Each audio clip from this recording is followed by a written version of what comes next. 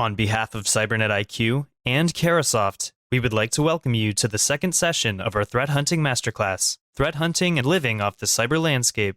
Joe Cummins, CEO at Cybernet IQ, shows listeners a grassroots view of the threat hunting and hunt forward missions, specifically looking at live fire scenarios and views from the front where convergence of IT, OT, and IoT networks have been compromised. So the state of the cyber nation, this is a great scene set slide. I believe that we've got a lot of people in attendance right now.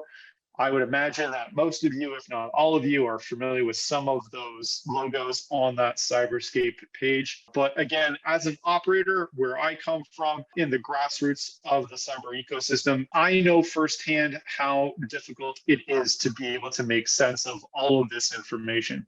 That's actually one of the founding ideas behind Cybernetic and where Claw fits in as an attack surface analysis platform. It has been our mission to be able to make sense of this cybersecurity lens and, of course, the data sets that we consume on a regular basis.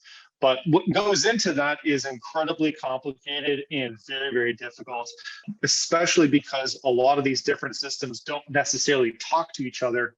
In fact, you can make an argument that many of these different systems actually have a love-hate relationship with each other and consequently become very difficult for us to be able to consume at a tactical level, to be able to give us that threat hunting ability at our fingertips.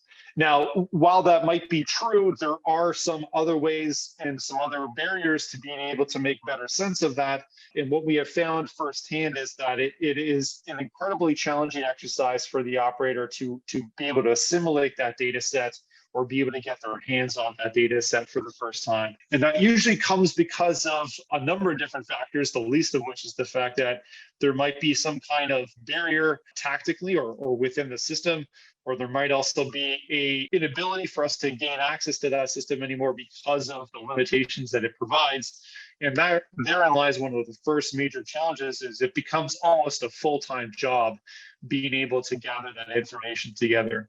Secondly, and again, this is probably lesser known, the half-life, the ability of that radioactive decay of that information starts to take shape the moment it occurs. And what we have found is that not all data sets, not all sources of information are constant, and nor are they always the fullest, most deepest picture of the environment. So you might have an event or you might have an alert that gets triggered, and it actually will not necessarily be as forthright as a different source of information where we can actually make better sense of what that data set provides. So again, keeping in mind that there is a time component to it, this sort of temporal component to it is always challenging. And then again, there is this other aspect to it, which is this dimensionality factor, where one tool might perceive something one way, and there might be another component that sees it a different way. And I think it's probably cybersecurity's best known, worst kept secret is you can run two exact scans on the same network at the same time, and you'll get two different responses. And that might vary differently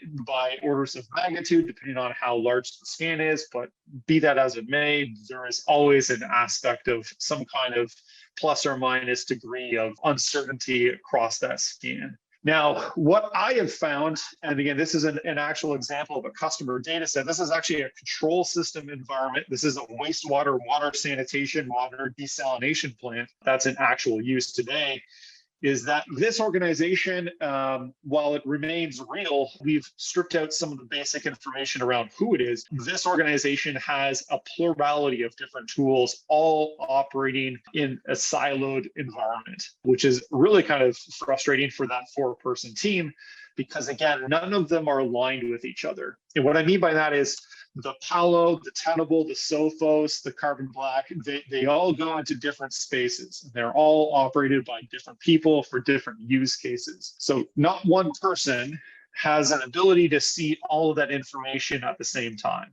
And it's compounded by inability for them to actually know what is actually the ground truth inside of that environment. So when they're performing that threat hunting, when they're trying to gain access to that information, or when they're actually trying to just even understand kind of which way is up, it becomes incredibly challenging for them because, again, there's all these different tools that are active and not all of them have the right information, nor are they talking to each other, which really kind of ties back into what I think is the biggest barriers on the operator. And again, being able to see the tree through the forest. There are three main challenges that we as operators face time and again. And really, it starts with an inability to have that visibility.